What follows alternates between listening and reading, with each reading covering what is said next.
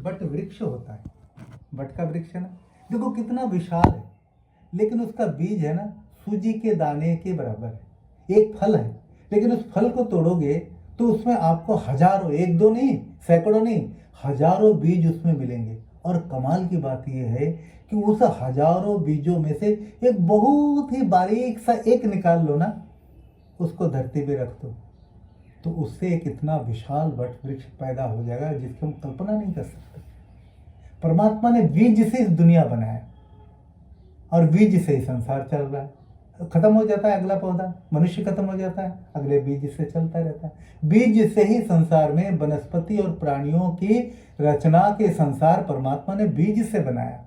और जो जिससे बन जाता है बीज से, वो नष्ट हो जाता है, अगला चलता है, फिर उससे आगे चलता है। ये क्रम अनवरत चलता रहेगा।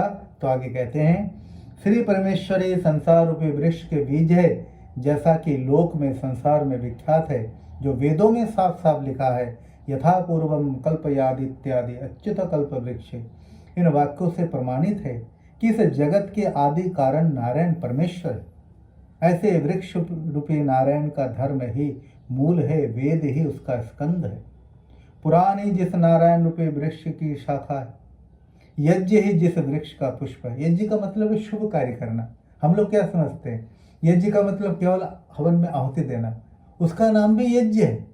लेकिन यज्ञ शब्द का व्यापक अर्थ है आप कितने भी भला काम करते हैं, किसी के उपकार करते हैं, किसी के भले में लगे रहते हैं, उन सब कामों को यज्ञ शब्द बताया गया है। यज्ञ जिस वृक्ष का पुष्प है, पुष्प मतलब जब आप भला करते हैं तो आपका मन खिल जाता है। खुद खाने में उतना मजा नहीं था जितना खिलाने में मजा आता है। आपने किसी के लिए जब कभी कुछ किया ना, तो आपको एक आत्मसंतोष मिलता है, मैंने किसी के लिए कुछ किया है, भले मैंने अपने लिए नहीं किया है। किसी बच्चे को मैंने जो है ना रो रहा था हंसा दिया, एक गरीब बच्चा पढ़ नहीं पा रहा था, मैंने एक किताब खरीद दी, एक बूढ़ी माँ जो है ना दवाई नहीं खरीद पा रहा था, मैंने उसको दवाई खरीद दी, कोई चल के नहीं जा पा रहा था, मैंने उसको बैठाया और कहीं दूर तक चलो। ये सारे यज्ञ के अंतर्गत आ जाते हैं। इन कर्मों को करने से हमारा मन नहीं रहता, हमारा मन सुमन बन जाता है। सुमन का अर्थ है पुष्प। तो कहते हैं कि यज्ञ जिस वृक्ष का पुष्प है, मोक्ष ही जिसका फल है। अब हम लोग दुनिया में क्यों आए हैं? हम लोग दुनिया में खाने पीने घर मकान बनाने के लिए नहीं आए। हम लोग सोचते बहुत देर तक जिएंगे, क्या पता बोलते कल मैं आ ना सकूं। और बंदे जी भी तो यही सोचे थे, पर दुनिया है, आते जाते चले जाएंगे। संसार है, आए थे तो जाना होगा, किसी ना किसी दिन आए तो किसी ना किसी दिन जाना होगा, क्योंकि परमात्मा की व्यवस्था है जन्म और मृत्यु। और एक बात और भी है कि जन्म और मृत्यु हम ये समझते हैं कि अभी समय नहीं है, ये हमारे लिए, परमात्मा के लिए समय है। क्योंकि बिना मृत्यु, कोई भी मृत्यु परमात्मा की विधान और व्यवस्था के अलावा हो ही नहीं सकता। और जन्म भी नहीं हो सकता कि जन्म के लिए शरीर चाहिए, शरीर की व्यवस्था परमात्मा करेंगे। तो ये दोनों कर्म परमात्मा का है, हम नहीं समझ पाते। हमारे दिमाग में होता ओहो अभी 80 साल तो रह सकते थे, लेकिन कोई बच्चा भी तो मर जाता है। एक बच्चा भी तो गर्भ में मृत्यु हो जाती है, गर्भ में एक बच्चा जन्म लिया मृत्यु हो जाती है ना। तो एक सेकंड में भी मरता है, एक मिनट में भी, एक घंटे में भी, एक दिन में भी, एक महीने में भी, फिर साल आगे आगे ले चलो। तो कहते हैं एक मनुष्य के मानुषी सौभाग्य कहते हैं कि है सामान 100 वर्ष का, पल का भरोसा नहीं। ये सामान जो है ना, ये 100 साल तक चलने की गारंटी है। कुर्वन्न वेह कर्माणि जिजि विशेष शतम समा एवं तो नान्य थे तो अस्ति न कर्म लिप्यते नरे। इस संसार में कर्मों को करते हुए तुम 100 साल जीने की इच्छा करो, तुम जीना चाहो संसार में, तुमने जन्म लिया है, खुश होकर जिंदगी में जीना चाहो, खुद खुश रहो और जिनके साथ व्यवहार करते हो वो दुखी ना हो, कोई भी हो उसके भी ध्यान तुमने जरूर रखना है। और कहते एक मानुषी सौभाग्य का है 100 साल से ऊपर जिंदगी, कहते कि इससे आगे तो जा नहीं सकता, क्योंकि कोई गर्भ भी तो मर जाता है और कोई जन्म लेकर 100 साल भी 106, 7, 8, 9, 10, 11 भी पार कर जाता है, कोई 90, 98, 100 ऐसे होता है ना। बोले कि ये जो है एक मनुष्य के कोई व्यक्ति वृद्ध होकर के बिना बीमारी के ऐसे ही चोला त्याग देता है, समझ लेना चाहिए कि इस व्यक्ति ने मनुष्य जन्म को सफल कर लिया। मतलब कोई रोग बीमारी नहीं होती। अब अरविंद जी को देखो, पता था ही। यदि हम इस दृष्टि से देखें, संसार में आपके माता पिता, आपके पिताजी, हमारे बहन जी के पति, हम कोई नहीं चाहते हमारा कोई चला जाए, कोई भी हम एक दूसरे को छोड़ना नहीं चाहते। लेकिन देखो कई कई लोग तो कई कई महीने कई कई साल तक बिस्तर पर जो है ना बिलबिलाते रहते हैं, मृत्यु नहीं आती। कई लोग जाते समय कहते हैं प्रभु देख लो, अब इनको छुटकारा तो दे दो, ये कष्ट देखा नहीं जाता। यदि मैं दूसरे तरीके से कहूँ, कष्ट तो हमें बहुत है, लेकिन उनके व्यक्तिगत आत्मा के लिए जिनको पता ही नहीं लगा, ठीक है ना, वो उनको, क्योंकि मौत इतने आसानी से उनको पता ही नहीं लगा, तुरंत ही और हम चले गए। उनके व्यक्तिगत जीवन के लिए कहें, हम असल में इस संसार में सभी व्यक्तिगत है। जन्म लिए, विवाह हो गए तो पत्नी बने, उसके बाद संतान हो गई, तो एक मोह पाश में हम सब बन गए। लेकिन थे तो अकेले। जब मैं आया था तब मेरी पत्नी नहीं है, और जब मैं आया तो मेरा संतान भी नहीं था। आया मैं अकेला था और गया जी जब तब भी अकेला। मेरे संतान भी रह गए, मेरी पत्नी भी रह गए, मेरे पति भी रह गए, मेरे भाई बंधु रह गए ना, रह भी जाएंगे। कारण क्या है, यात्रा तो अकेले की है। आए थे अकेले, जाएंगे भी अकेले। कोई भी इसमें कुछ भी सहयोग नहीं कर सकता, वो हम केवल देख सकते हैं। तो ये सारा विधान परमात्मा का यही चिंतन करते हुए कि प्रभु आप ही के विधान है, आप ही की व्यवस्था है, बिना आपके व्यवस्था के संसार से कोई नहीं जा सकता। बस आपसे हम प्रार्थना करते हैं कि उनकी आत्मा को आप सद्गति देना, शांति देना, और हमें इस कष्ट को सहन करने की शक्ति, संबल और धैर्य प्रदान करना। तो ऐसे सबसे श्रेष्ठ ईश्वर रूपी वृक्ष की जय हो। नैमिषारण्य क्षेत्र में सब मनुओं के मान्य शौनक मुनि ने 88,000 मुनियों के सहित मोक्ष प्राप्ति के वास्ते 1,000 वर्ष के यज्ञ को आरंभ किया था। एक समय शौनक आदि मुनियों ने हवन आदि प्रातःकाल के नित्य कर्मों से निवृत्त होकर व्यास जी के शिष्य पौराणिकों में प्रसिद्ध सूत जी का आदर सत्कार करके उनसे प्रश्न किया, हे सूत जी, आपने सुख को देने वाले वेद मार्ग अर्थात यज्ञों को तथा उनके फलों का विस्तार से वर्णन किया। इस समय परलोक में भय देने वाले यम मार्ग अर्थात जीवों की यातना जो नरकों में पतन होने से होती है, उसका हम सुनना चाहते हैं। संसार के दुखों का, तदनंतर उन दुखों के नाश का उपाय, जिससे दैहिक और पारलौकिक, ऐहिक मतलब ये संसार, यह लोक और परलोक। तो कहते परलोक असल में देखा जाए, इस जीते जी जो बात कहते हैं वो यह लोक है, और मृत्यु के बाद जिस परलोक को कहते हैं ना, असल में वो भी यही है। हमारे लिए हम कहते हैं यह लोक और परलोक, तो हम चूंकि वो देख नहीं पाते इसलिए कहते। जब पीछे हम जिंदगी जी रहे थे ना, तब जिस परलोक की बात कहते तो वो तो यही है। हम तो यहाँ आ गए ना, हम कहते थे ना पता नहीं परलोक में क्या होगा। तो जब हम उस जन्म में थे, जब इस जन्म में नहीं उस जन्म में, तब हम उसको क्या कहते थे, यह लोग कहते थे, और कहते थे परलोक जाना है। तो हम परलोक तो आ गए ना। तो जीते जी यही यह लोक है, मृत्यु के बाद यही परलोक है, क्योंकि हमको पता नहीं होता गए से कहाँ से थे और आए कहाँ पर, किस परिवार से हम गए थे और किस परिवार में आए। हम आप जरा बैठ के सोचो, आए किस परिवार से पता ही नहीं, जाएंगे किस परिवार में पता ही नहीं, क्योंकि ये सारा पता परमात्मा को है। मनुष्य इन सूक्ष्म विद्याओं को नहीं जान सकता, पर जो बहुत ही शुद्ध निष्काम अंतकरण के होते हैं, पवित्र शिष्य की तरह साफ, बच्चों जैसे, जो 3-4 साल के बच्चे होते हैं ना, उनके जैसा हृदय हो, जिसमें राग द्वेष विकार ना हो, वो खुद बता सकते मैं आया कहाँ से हूँ और मैं जाऊँगा कहाँ। ये नहीं कि कोई नहीं बता सकता, ये उनको पता होता है। क्यों? वो परमात्मा के साथ अपने शुद्ध अंतकरण से संबंध स्थापित कर लेते हैं योग के द्वारा। तो उनको उस शक्ति के कारण, इसीलिए तो योगीराज श्री कृष्ण जी ने अर्जुन को कहा, जब अर्जुन दुखी हो रहा था कि मेरे अपने मामा चाचा ताए भाई सब जो ना भाई बंधु गुरुजन सामने खड़े हैं, हथियार छोड़ दिया, अस्त्र शस्त्र, और युद्ध भूमि पर जो है ना रथ पर बैठ गए थक हार के। तो उन्होंने जब सारी उस स्थिति को देखा तो श्री कृष्ण जी हंस दिए। तो बोले कि मैं इतने दुविधा में और आप हंस रहे हैं, मतलब कोई कष्ट में हंसे तो मतलब क्या है? हंसने का मतलब है उनको ज्ञान है, और दुखी होने का मतलब है इनको अज्ञानता है।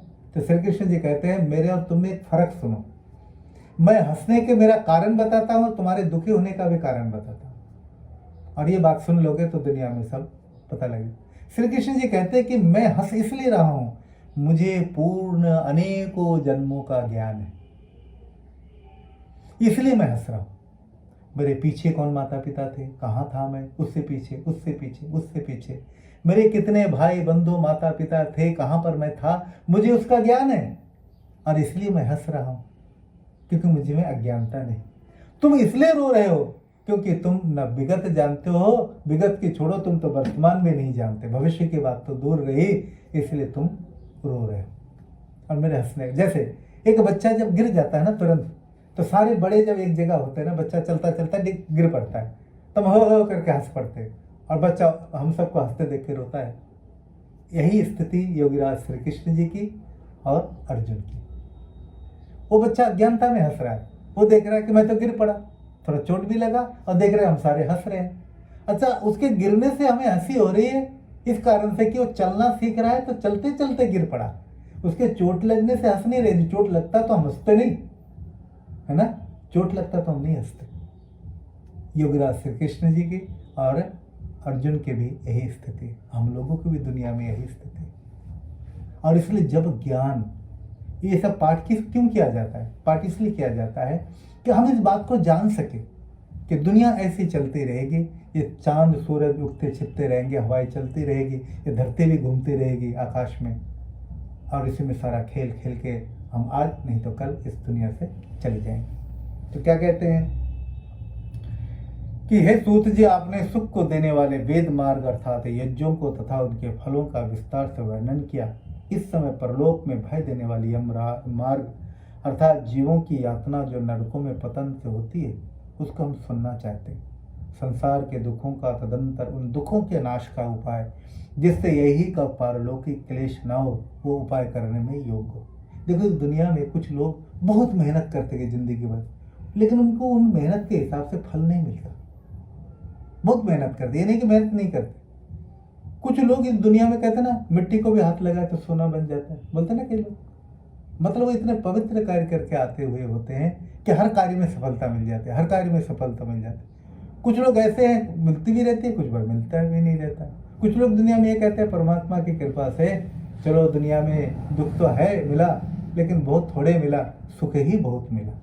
कुछ लोग यही बोलेंगे, हे प्रभु पता नहीं कौन सा कर्म किया था, बड़े दुख भोगने को मिले, सुख तो पता नहीं कैसा था, बहुत थोड़े मिले। यही जिंदगी, क्योंकि हमारी कमाई हमारे साथ आता है। ये सुन सूत जी ने कहा, पापियों की यातना और पुण्यवानों के भोग के और अत्यंत कठिन यम मार्ग को हे मुनीश्वरों, आप लोगों के कल्याण के लिए कहता हो, सुनिए। इसी प्रकार गरुड़ जी ने विष्णु से पूछा था। उन्होंने जो इतिहास गरुड़ जी को सुनाया है, वही मैं आप लोगों से कहता हूँ, उसे सुनिए। किसी समय सुख से बैठे हुए विष्णु भगवान से विनय युक्त हाथ जोड़कर गरुड़ जी ने पूछा कि हे नाथ, आपने भक्ति के अनेक मार्ग को और भक्तों की उत्तम गति को बहुत सुनाया, अतः आपकी भक्ति करना जो प्राणी नहीं जानते अथवा जानबूझकर भी अपने स्वार्थ में लीन हो आपको भूल जाते हैं, वो कैसे यम मार्ग को जाते हैं।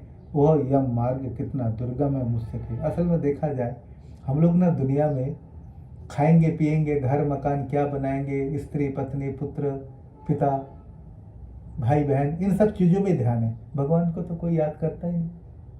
असल में हम आए थे परमात्मा को याद करने के लिए, स्मरण करने के लिए। वो तो रहेगा पास है और उसकी जरूरत भी नहीं महसूस करते कि दुनिया में शरीर है तो खाना पीना घर मकान बनाना, हमारा ध्यान पूरा उन सब कामों में ही रहता है। थे हम धर्मशाला के यात्री, लेकिन हमने इसको पक्का मकान बनाने की कोशिश की। मकान बनाकर, मेरा एक मित्र था जो फरीदाबाद में, उनके ससुर जी ने बड़े ढंग से मकान बनाया। मैं अभी पिछले साल गया था, बोले भाई साहब हमारे ससुर जी ने मकान भी बनाया, बना के फिर जब गृह प्रवेश का समय होगा उससे पहले उनकी मृत्यु हो। क्या कहो, बनाया किस लिए था? मैं इस घर में बनाकर इस घर को सुंदर बन के गया और इस घर में मैं रहूंगा काफी देर तक, उसमें रहने की अनुमति नहीं मिली। इसलिए प्रत्येक कार्य को करने से पहले हम परमात्मा को याद करते हैं, अनुमति लेनी चाहिए दुनिया में। लेकिन फिर भी किस्मत में वही है, घर बना सकते हैं लेकिन बना के रह सकूंगा ये कोई जरूरी नहीं है। पता भी नहीं लगता कि मकान बनाया जाएगा, क्योंकि भविष्य का तो हमको पता ही नहीं होता। तो ये स्वामी, जिह्वा अपने अधीन है तो आपका नाम स्मरण करना सहज है। उस पर भी यदि पापी मनुष्य हम लोग को जाए, ऐसे अधम मनुष्य को धिक्कार। हमारी जिह्वा है, प्रभु नाम लेना चाहिए, नहीं ले पाते हम। क्योंकि इतने कर्मों में ध्यान हो जाता है कि जुबान पर उसका नाम आता ही नहीं, हम जरूरत भी नहीं समझते। 2 मिनट का समय नहीं है। कई लोग कहते हैं मरने का समय नहीं, तो परमात्मा की बात करता है, लोगों को जिस तरह से बातें करते हैं। हे स्वामी, पापी मनुष्य की जिस प्रकार गति होती है और नरकों के बीच में जो जो भोग भोगते हैं उसे विस्तार पूर्वक कही। विष्णु भगवान ने कहा, हे गरुड़ जी, जिस मार्ग से होकर पापी मनुष्य यमलोक को जाते हैं, ये कथा सुनने वालों को भी भयभीत करने वाली है, परंतु आपके पूछने से मैं कहता हूँ, सुनिए। जिनका मन सदा पराये धन और स्त्री और पति तथा जुआ आदि बुरे कर्मों में आसक्त रहता है, जिनके हृदय में दया और धर्म नहीं रहता, वे वेद शास्त्र की संगति से दूर होकर, सुसंगति से दूर होकर कुसंगति में प्रेम करते हैं और सत्संग से विमुख रहते हैं, तथा अपने को सबसे बड़ा जानकर किसी से भी विनीत विनम्र नहीं होते, धन और मर्यादा के अभिमान से पूर्ण रहते हैं, वह राक्षसी के भाव को प्राप्त हो देवी संपत्ति से वंचित हो जाते हैं, अर्थात राक्षसों के धर्म में उसको जानना चाहिए। अहंकारी, अविवेकी, अज्ञानता के साथ वो जीता है, राक्षसी वृत्ति बन जाती है। इसलिए धर्म कर्म करते रहना चाहिए, भक्ति भजन करते रहना चाहिए, सत्संग आदि स्थानों में जाते रहना चाहिए। जैसे कपड़ा मैला हो जाता है, मैल हो जाते हैं, तो रोज आप जो ना ज़्यादा दिन रखोगे तो ज़्यादा साबुन रगड़ना पड़ेगा। रोज का कपड़ा रोज धोने में ज़्यादा तकलीफ नहीं होती, केवल पसीना ही होता है, ज़्यादा नहीं। आज धो लिया, आज पहन लिया, कल धो लो, तो थोड़ा सा वो करने की जरूरत पड़ती। लेकिन यदि 7 दिन पहन के फिर धोने जाओगे, क्या होगा? 7 दिन की तरह रगड़ाई करनी पड़ेगी। आज एक रगड़ मारा, अब बाकी 6 रगड़ाई भी मारनी पड़ेगी, तभी ना 7 दिन के मैल छूटे। ये बात इसमें बोलते हैं कि वेद शास्त्र की संगति से दूर हो जाते हैं, जिनका मन सदा मोह रूपी जाल में फंसकर अपने सुख की इच्छा से दूसरे के धन, स्त्री, पति में आसक्त रहता है और कामनाओं के भोगों में जो निरंतर लगे रहते हैं, उनका पतन घोर नरकों में होता है। देखो, दुनिया में ये विकार गलत नहीं है, विकार को अति में ले जाना गलत है। जैसे खाना गलत नहीं है, लेकिन अति खाना गलत है। अब जैसे हम खाते हैं, यदि 2 रोटी से पेट भर सकता है, लेकिन स्वादिष्ट भोजन बन गया तो हम क्या करते हैं? हम 4 भी खा जाते हैं। ये जो 2 ज़्यादा खा लिया ना, यही हमारे कष्ट का कारण है। पेट भरने के लिए 350 ग्राम भोजन ही बहुत है, हम कई बार किलो खा जाते हैं। तो वो जो फालतू के हमने जो है ना 700 750 ग्राम खा लिया ना, वो हमें अब तकलीफ देगा। भोजन हमारे शरीर के लिए थोड़ा चाहिए, लेकिन हम लोग स्वाद के कारण बहुत खा जाते हैं और कई प्रकार की बीमारियों से घिर जाते हैं। फिर दवाइयाँ खाते रहते हैं, जैसे हम भी करते हैं, आप भी सब करते हैं दुनिया में। लेकिन वही व्यवस्था इसमें कह रहे हैं कि भोगों में निरंतर लगे रहते हैं, उनका पतन घोर नरकों में होता है। जो सत्य और मिथ्या का विचार करने वाले ज्ञानी पुरुष है, वो भेद रहित होकर सद्गति मोक्ष का लाभ करते हैं, और जो पापी मनुष्य है अनेक प्रकार के नरकों का भोग भोगते हैं। पापी मनुष्य को जिन लोकों में दुख मिलता है, उस क्लेश को भोगने के उत्तर जो जो देह मिलती है, उनको कहता हूँ सुनिए। पूर्व जन्म के संचित पुण्य अथवा पाप के फल को भोगने पर भी शेष अशुभ कर्मों के संयोग से मनुष्य शरीर व्याधि से युक्त हो जाता है। अच्छा, कई लोगों को पिछले जन्मों के कारण एक हाथ नहीं, हाथ है तो टेढ़ा है। अच्छा, कईयों की उंगलियां नहीं है, शरीर पैर भी ऐसे है। क्यों? पिछले जन्मों के कर्मों का फल मिला। गर्भाशय में यदि माँ बनाती तो माँ बढ़िया बनाते, सब गलत क्यों बनाते, है ना? माँ अपने बच्चे का चाहेंगे मेरा बच्चा काना लूला लंगड़ा नहीं ना, माँ बनाते ही नहीं, माँ को पता ही नहीं। वो तो टेस्ट भी करने जाते बच्चा है कि बच्ची है। इसका मतलब माँ जरिया है, माँ बनाते नहीं। माँ बनाते तो हर एक माँ अपने बच्चों को गोरा ही गोरा बनाते, गोरी गोरी बनाते, माँ बना ही नहीं सकते। इतना बढ़िया दिल है, माँ को बोलो, पूछो। अब मेरा बेटा है, आपके बच्चे है, किसी का भी पूछो, हम दिल बना सकते हैं? हमने बनाया नहीं, हमें खुद का दिल का पता नहीं, आंखों का पता नहीं। तो बनाया तो कोई और किसी ने, जो बिल्कुल सूक्ष्म रूप से सब कण कण में विद्यमान रहकर सब निर्माण कर रहा है, और हमको पता भी नहीं लग रहा। हम बढ़ रहे हैं लेकिन हमें पता नहीं लग रहा। तो ये संसार बड़ा अद्भुत है, विचित्र है। तो पापी मनुष्य को जिन दुखों में दुख मिलता है और उस क्लेश को भोगने के उत्तर जो जो देह मिलती है, उनको कहता हूँ सुनिए। भोग के कर्मों का क्षय नहीं होता। बिना भोगे जीवन की आशा में उत्सुक जो प्राणी है, उनको मानसिक पीड़ा और शारीरिक पीड़ा, ये दोनों कृष्ण भुजंग के समान सिर पर पहुंच जाते। जो मनुष्य सदा वेदना से हीन है, अर्थात कभी किसी प्रकार की पीड़ा नहीं हुई है और जिन्होंने स्त्री पुत्र आदि कुटुंबियों का पालन बड़े आदर से किया है, उन स्त्री पुत्रों से वृद्धावस्था में पालित होने पर भी चेष्टाहीन वो वृद्ध घर के बीच में मृतक समान होकर रहता है और परिवार वालों से दिए हुए अपमान युक्त आहार भोजन को कुत्ता के सदृश खाता है। कई परिवारों में कई व्यक्ति को मांग मांग के खाना पड़ता है, दुत्कार करके लोग देते हैं। ये कर्म का फल है। परमात्मा ने, हमने कर्म ऐसा किया कि बेटा बच्चे भी पत्नी भी ऐसे होंगे जो आदर सत्कार मान सम्मान करके नहीं देंगे, कुत्ते को जैसे देते हैं ना वैसे देंगे। और कई परिवार में ऐसे होंगे, पत्नी पुत्र ऐसे होंगे, कहेंगे बैठो जी, पंखा जलते हैं, खाना खिलाते हैं, बेटा लाते हैं, पिता के हाथ पैर दबाते हैं, ये पुत्र सुपुत्र कहलाते हैं।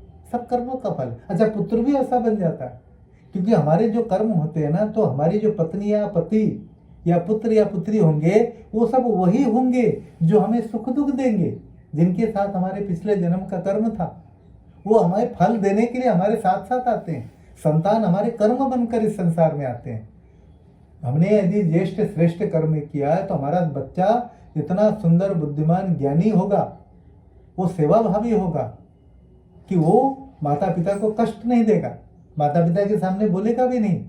और कुछ बच्चे ऐसे होंगे जो माँ बाप को मार भी देते, पिटाई भी कर देते हैं, घर से निकाल भी देते हैं, दवा नहीं कराते, खाना भी नहीं खिलाते।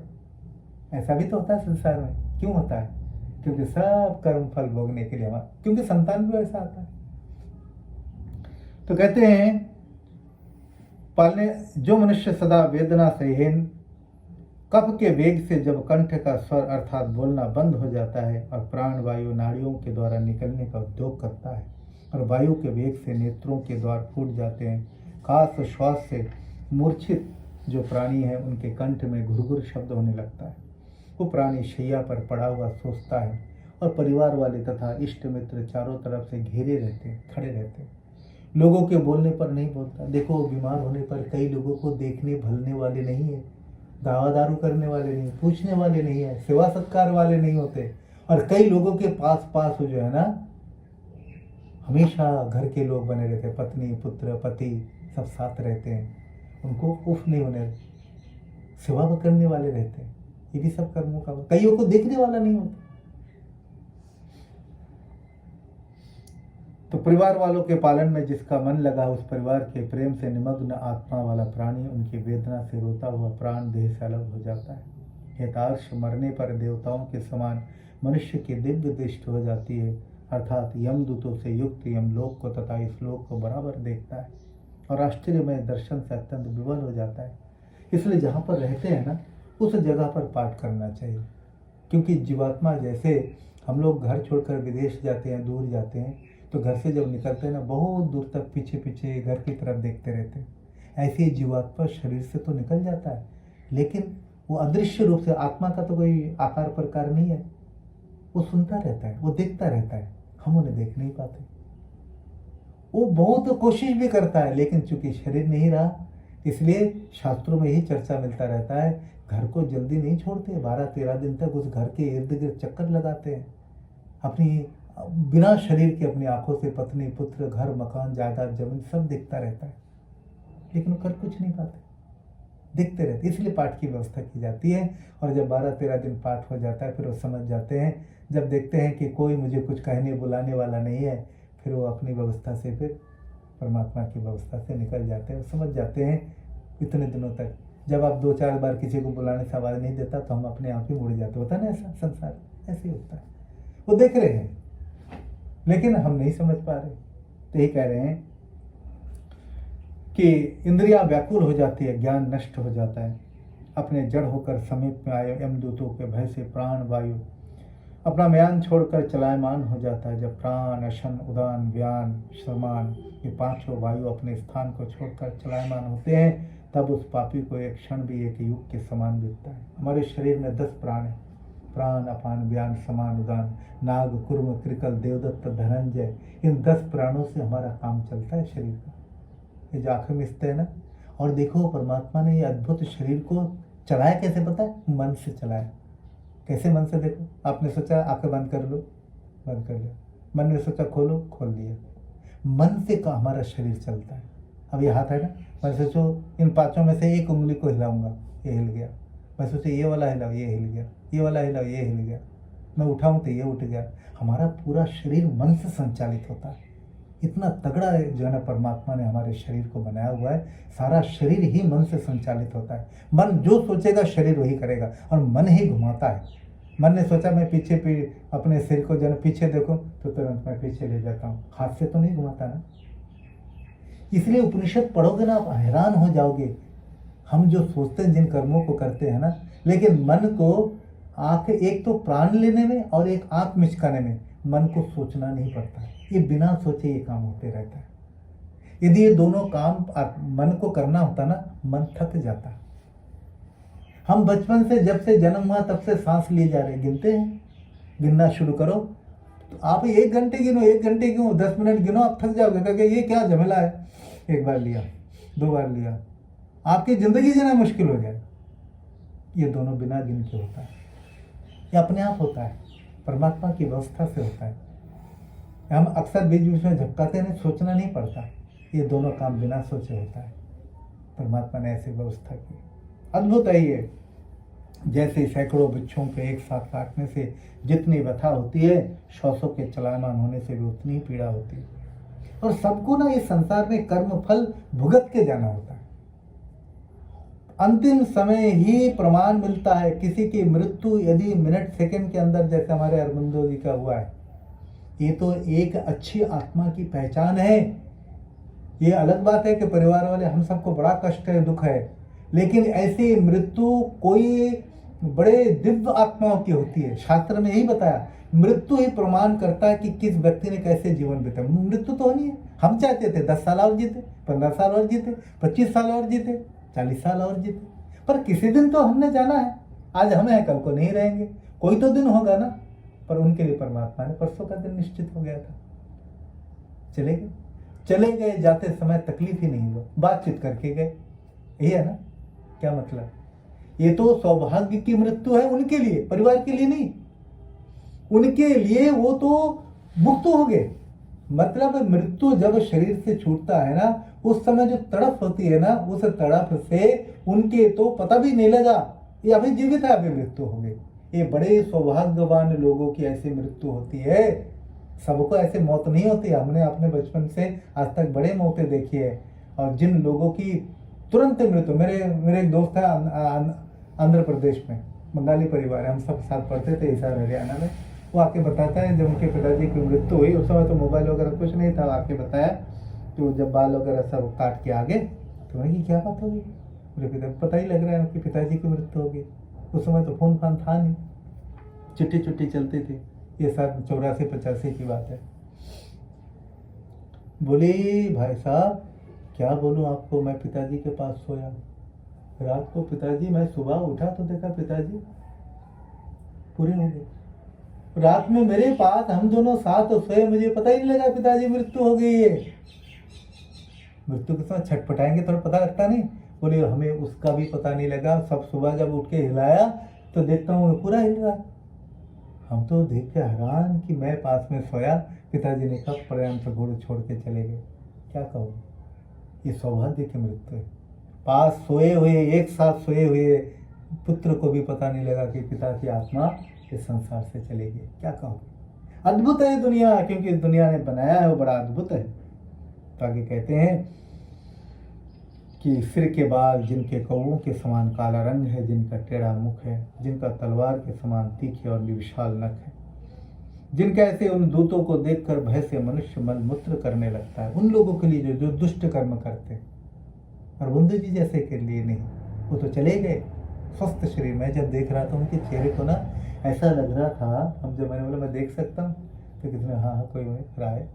मैंने जब देखा शीशे के ऊपर से, ऐसा लगता है जैसे कईयों के मृत्यु के समय शक्लें वगैरह बड़ा दूसरी तरफ हो जाते हैं, देखने में भी बड़ा वो लगता। वो ऐसे थे जैसे एकदम केवल सो ही रहे, क्योंकि अभी जो ना एकदम ताजा जैसे थे वैसे ही, बिल्कुल बिगाड़ नहीं हुआ, मुंह पर भी कोई बिगाड़ नहीं आया, ऐसे बिल्कुल जैसे है ना ऐसे ही सो रहे थे। क्या कहूँ, ये तो दिव्य आत्मा की मृत्यु है। अफसोस तो हमेशा रहेगा, लेकिन उनकी जो यात्रा हुई है उनके लिए परमात्मा ने उनको कष्ट नहीं मिला। थोड़ी सी, जैसे कहते हैं ना, जैसे इंजेक्शन लगाते हैं ना, थोड़ी सी होती है, इस शरीर को छोड़ने में कष्ट होता है, लेकिन छोटे जो अच्छी आत्मा होती है, अच्छे का मतलब है जिनके शुभ कर्म बहुत ज़्यादा होते हैं ना, उनको शरीर छोड़ने में कष्ट बहुत मामूली से होते हैं, जैसे चींटी काटते हैं ना वैसे। और जो दुष्ट आत्माएं होती है, तड़पते हैं, चिल्लाते हैं, रोते हैं, घबराते हैं, फिर भी आत्मा नहीं निकलती है, और होती है, भयानक होती है। हाय हाय करता हुआ कर्मों के फल को भोगने वाला जीव शरीर से निकलकर अंगुष्ठ मात्र शरीर को धारण करता है। कई तो मलमूत्र भी कर देते हैं और अपने घर तथा परिवार वालों को देखता हुआ यमदूतों से बद्ध होकर परलोक को चला जाता है। उस अंगुष्ठ मात्र चैतन्य शरीर को ढांपकर उसी देह को यातनार्थी समझकर यमदूत लोग उस जीव के गले में रस्सी बांधकर ऐसे ले जाते हैं जैसे राजा के सिपाही अपराधी पुरुष को दंड देने के लिए घसीट के ले जाते हैं। वे यमदूत इस प्रकार जीव को खींचते घसीटते अनेक प्रकार का भय दिखाते और नरकों के भयानक भोग का वर्णन करते मार्ग में चले जाते हैं और उस जीव को तर्जना देकर कहते, अरे पापी, तो जल्दी चल, तुझे यमलोक को चलना होगा और कुंभीपाक रौरव आदि नरकों का भोग भोगना पड़ेगा, इसलिए तुझे जल्दी से ले चलता। यमदूतों के कठोर वचन को सुनकर और अपने कुटुंबियों के रोने के शब्द को सुनकर अपने भी वो जीव हाय हाय करता हुआ अपनों को छोड़कर प्राणी यमदूतों से ताड़ना किया जाता है। वो कर नहीं सकता कुछ, यमदूतों के धमकाने से वेदना युक्त होकर भय से कांपता और अपने पाप कर्मों के स्मरण करता हुआ मार्ग में चलता है। जब भूख और प्यास तथा सूर्य के प्रबल तेज और वायु के वेग से थकित होता है, जिस मार्ग में वृक्षों की छाया तथा विश्राम का स्थान नहीं है, ऐसे मार्ग में चलने से असमर्थ प्राणी को यमदूत कोड़ों से मारकर घसीटते। ऐसे कठिन मार्ग में चलने से मूर्छित होकर वो जीव जहाँ जहाँ गिरता है वहाँ से घसीटकर उस प्राणी को यमलोक में पहुँचाते। वो जीव क्लेश से पीड़ित यमलोक में पहुँचता है, तब यमदूत घोर नरकों की होती हुई यातना को दिखाते। 3 मुहूर्त में वो जीव यमलोक में पहुंचकर यमराज का दर्शन करता है और यमलोक में नरकों की यातना देखकर यमराज की आज्ञा से फिर वो जीव यमदूतों के साथ मनुष्य लोक में लौट आता है। परंतु संसारी मनुष्य उसे कोई नहीं देख सकता। इस लोक में आने से वो प्राणी अपने पूर्व शरीर में प्रवेश करने की इच्छा तो करता है, परंतु यमदूतों के बांधने के कारण क्षुधा तृषा के दुस्सा दुख को सहन करने में व्याकुल होकर रोता है। तब मृत्यु के स्थान पर दिए हुए पिंड को और मरने के समय में दिए हुए दान को उस समय वो जीव खाता है तो भी उसकी क्षुधा तृषा की शांति नहीं होती। कई लोग क्या करते हैं, जीवन भर दान पुण्य करते नहीं, भला नहीं करते, पर अंतिम समय उनके हाथ से दिलाते हैं। असल में वो प्रक्रिया तो करा देते हैं लेकिन वो गलत है। 1 मिनट 1 सेकंड के लिए किसी को कुछ 2 पैसे, कुछ जमीन, कुछ अन्न, कुछ वस्त्र देने से उतने का उतना पुण्य तो होता ही है जितना दिया, लेकिन ये कर्म पूरी जीवन भर करना चाहिए। हमारी कमाई केवल हमारी नहीं होती। शास्त्र कहते हैं तुम जिन कमाई को करते हो, कमाई करने के बाद तुम्हारे परिवार के सब लोगों की भरण पोषण करने के बाद जो धन आदि तुम्हारे पास अतिरिक्त हो जाए, उन धन से तुम दूसरों को भी उनको सत्पात्र में देना चाहिए। कोई गरीब को देना चाहिए, कोई दुखी को देना चाहिए, कोई पीड़ित को देना चाहिए, कोई विद्यार्थी को किताब के लिए देना चाहिए, कोई रोगी को औषधि के लिए देना चाहिए, किसी के वस्त्रहीन है उसे वस्त्र देना चाहिए। थोड़ा थोड़ा करो। कई लोग कहते हमने दुनिया का ठेका लिया, ना देने की इच्छा, पर शास्त्र कहता है दुनिया का ठेकेदार तो परमात्मा है। तुम जितनी दूर तुम्हारी आंखें जाती है इतने की जिम्मेदारी तो तुम्हारी बनती है। तुम यदि किसी को रोते देखो और वो उसको पता लगे कि वो भूख के कारण व्याकुल है, तुम्हारे पास अन्न होते हुए भी तुम यदि उसके सेवा नहीं करते तो इस पाप से तुम भी बच नहीं सकते, क्योंकि तुम्हारे आंखों के सामने है। तो तुम्हारा कर्तव्य बनता है उस प्राणी की तुम रक्षा करो, उसका भला करो, उसको जो चाहिए उसको दे करके उस कष्ट से उसको जो है ये तुम्हारे पुण्य खाते में जाएगा। उसको तो अपने कर्मों का फल दुख मिल रहा है, लेकिन तुम जब उसके लिए कुछ भला कार्य करोगे तो तुम्हारा पुण्य होगा। देखो दुनिया में किसी अपराधी की आप मदद करोगे तो दुनिया के कानून के हिसाब से आप भी अपराधी हो जाओगे, लेकिन परमात्मा की दुनिया में बात और निराली है। परमात्मा ने जिसको कष्ट दिया है वो तो उसका कर्म का फल पा रहा है, लेकिन आप यदि मदद नहीं करते तो अपराधी हो जाएंगे। क्यों दुर्योधन, समझ आ रहे हैं? आप यदि देख करके यदि यही दुनिया के हिसाब से आप चलोगे, नहीं परमात्मा ने तो इसको कष्ट दिया हुआ है, इसको मैं किताब क्यों दूं, इसको मैं वस्त्र क्यों दूं, इसको मैं अन्न क्यों दूं, इसको मैं खाने को क्यों दूं, ठीक है ना? तो नहीं करोगे तो अपराधी बन जाओ। क्योंकि परमात्मा इंसान की वृत्ति को ठीक करने के लिए बनाया। क्यों? मनुष्य की वृत्ति है वो पाना चाहता है, देना नहीं चाहता। इसलिए देने की भावना के लिए जब जो कोई दे देता है वो दानी बन जाता है, वो देवता बन जाता है। इंसान हमेशा खुद चाहता है दूसरों से, लेकिन दूसरों को देने का मन उसका नहीं होता। इसलिए इन वृत्तियों को ठीक करने के लिए परमात्मा ने कहा, सजा तो मैं तुम सबको देता हूं, तुम्हारा कष्ट कोई दूर करेगा, तुम किसी का कष्ट दूर करोगे, तुम एक दूसरे के साथ जुड़े हुए हो। तुम जब कोई कष्ट में होते हो तो तुम चाहते हो कि मेरी कोई मदद करे, तो जब कोई और कष्ट में तो वो भी चाहता है मेरी कोई मदद करे। तुम्हारा मदद कोई करे और उसकी मदद तुम कर दो। जब ऐसा करते रहोगे तो संसार में एक दूसरे का, सजा तो मैं सबको सजा देना है, लेकिन उन सजा में तुम्हारा दुख कोई दूर करेगा, किसी का दुख तुम दूर कर दो, है ना। तो ऐसे संसार है। तो तब मृत्यु के स्थान पर दिए हुए पिंड को मरने के समय दिए हुए दान को जीव खाता है तो उसकी क्षुधा तृषा शांत नहीं होती। दान, श्राद्ध और जलांजलि पापी मनुष्य नहीं पाता, इसी से क्षुधा तृषा को शांत न होकर व्याकुलता बनी रहती है। पिंडदान जलांजलि न मिलने से प्रेत की देह पाक निर्जन वन में कल्प भर शीत वात आतप आदि दुखों के सहित भ्रमण करता है। करोड़ों कल्प के बीत जाने पर भी बिना भोग किए कर्मों का नाश नहीं होता और नरकों का भोग किए बिना मनुष्य का जन्म भी नहीं मिलता। जब जन्म मिलता है तो विगत जन्मों के जो हमारे कर्म फल था वो पूर्ण हो चुका था, तब जन्म मिलता है। और मृत्यु तब होती है जब हमारे विगत जन्म और इस जन्म के किए हुए कर्म का पूर्णता हो जाती है, तब मृत्यु होती है। परसों उनके कर्म का खाता यह लोग परलोक दोनों का संपन्न हो गया था, इसलिए कोई बहाना बन के संसार से प्रस्थान करे। 10 दिन के दिए वो जीव हाथ भर के शरीर को पाकर यमलोक में अपने किए शुभ और अशुभ कर्मों के फल को भोगता है।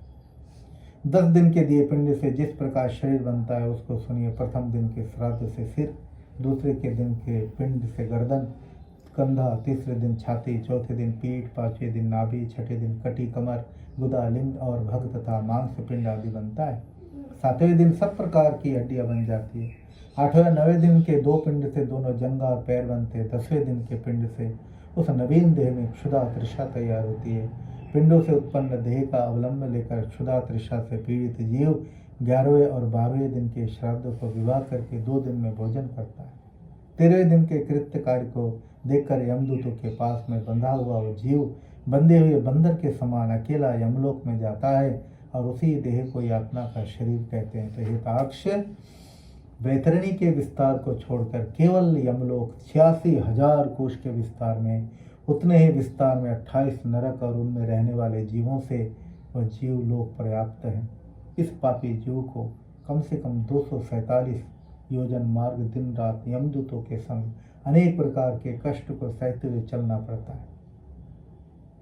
उस मार्ग में चलते समय चलने वालों को असल में बात कैसे पता है, जब यात्रा में हम कहीं जाते हैं तो कहते हैं ना, किस्मत खराब हो तो दुष्ट लोग मिल जाते हैं 4-5, पर कोई मारते हैं, कोई सिर में थप्पड़ मारते हैं, कोई जूते से पीछे मारते हैं और उनके साथ साथ जाते हैं। उनको पता है अकेला मिल गया, रास्ते में कई बार होता है ना, मार पीट करते ले जाते हैं। और यदि सौभाग्य बना तो ऐसे लोग मिल जाते हैं, और भाई साहब वो हमारा पास ही है, कुछ चाय पानी पियो फिर जाओ, बड़ा आदर मान सत्कार करके यात्रा चलता है, दोस्ती बन जाती है। ऐसे ही हम लोग की घटना है। जो पुण्य कर्म है उसका फल बड़े छायादार वृक्ष आदि वो है, और जब दुष्ट कर्म होगा तो चलते चलते पाँव में कांटे लगेंगे। मतलब ये सब जीवन को दिखाया गया है कि जैसा कर्म वैसा फल, इसलिए कर्म फल शब्द बना है, क्योंकि कर्म जो हमारा फल है कर्म के आधार पर है, इसलिए संसार में कर्म फल कहा गया। उस मार्ग में चलते समय चलने वालों को 16 ग्राम बीच में पड़ते हैं। उन ग्रामों को लांघ कर तब वो जीव धर्मराज के नगर में पहुंचता है। तो सोमपुर, सौरीपुर, नगेंद्र भवन, गंधर्वशैल, आगम, क्रौंच, क्रूरपुर, विचित्र भवन, बन्नीपद नगर, दुख भवन, नानाकरंदपुर, सुप्त तप्त भवन, सुतप्त भवन, रौद्र नगर, पर्योवर्षणपुर, शीताढ़ नगर, बहुभितिपुर, इन नगरों को लांघ कर आगे धर्मराज के नगर है। और यमदूतों के जाल में बंधा हुआ जीव हाहाकार करके रोता हुआ अपने गृह को परित्याग करके यमराज के पुर को चला जाता है। यमपुर की यहाँ तक की जीवात्मा की यात्रा है। और आगे 2 अध्याय कल से।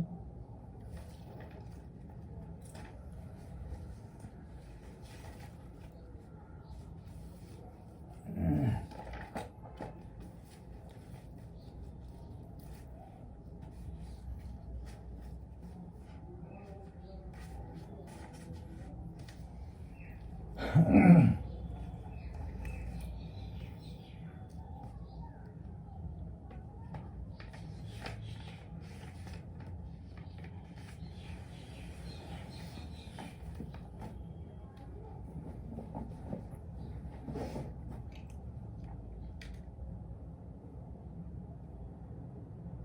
Bluetooth device is ready to pair. शरण में आए हैं हम तुम्हारे, दया करो हे दयालु भगवन। शरण में आए हैं हम तुम्हारे, दया करो हे दयालु भगवन। संभालो बिगड़े दशा हमारे, दया करो हे दयालु भगवन। दया करो हे दयालु भगवन। न हम में बल है न हम में शक्ति, न हम में साधन न हम में भक्ति, न हम में भक्ति। तुम्हारे दर के है हम भिखारे, दया करो हे दयालु भगवन। तुम्हारे दर के है हम भिखारे, दया करो हे दयालु भगवन। जो तुम हो स्वामी तो हम हैं सेवक, जो तुम हो पालक तो हम हैं बालक, तो हम हैं बालक। जो तुम हो ठाकुर तो हम पुजारे, दया करो हे दयालु भगवन। जो तुम हो ठाकुर तो हम पुजारे, दया करो हे दयालु भगवन। सुना है हमने कि हम तुम्हारे, तुम्हें हो सच्चे प्रभु हमारे, पिता हमारे। तो सुध हमारे है क्यों बिसारे, दया करो हे दयालु भगवन। तो सुध हमारे क्यों है विसारे, दया करो हे दयालु भगवन। बुरे हैं जो हम तो है तुम्हारे, भले हैं जो हम तो है तुम्हारे, तो है तुम्हारे। तुम्हारे होकर भी है दुखारी, दया करो हे दयालु भगवन। तुम्हारे होकर भी है दुखारे, दया करो हे दयालु भगवन। प्रदान कर दो महान शक्ति, भरो हमारे में ज्ञान भक्ति, में ज्ञान भक्ति। तभी कहाओगे ताप हारे, दया करो हे दयालु भगवन। तभी कहाओगे ताप हारे, दया करो हे दयालु भगवन। शरण में आए है हम तुम्हारे, दया करो हे दया भालो बिगड़ी दशा हमारे, दया करो हे दयालु भगवन। शरण में आए हैं हम तुम्हारे, दया करो हे दयालु भगवन। दया करो हे दयालु भगवन।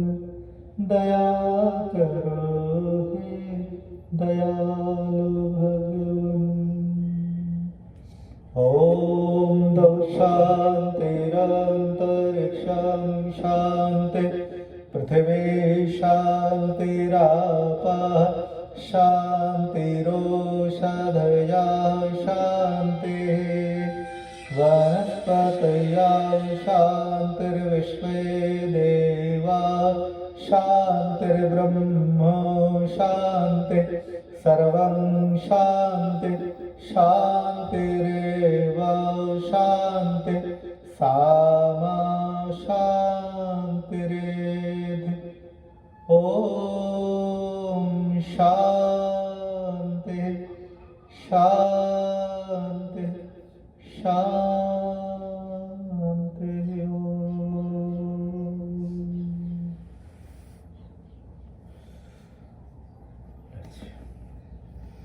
आज का पाठ यहीं संपन्न होता है। सबको कुछ कर दे दो साथ में लेकर। এটাতে সাউন্ডটা একটু ভালো হয়ে যায়।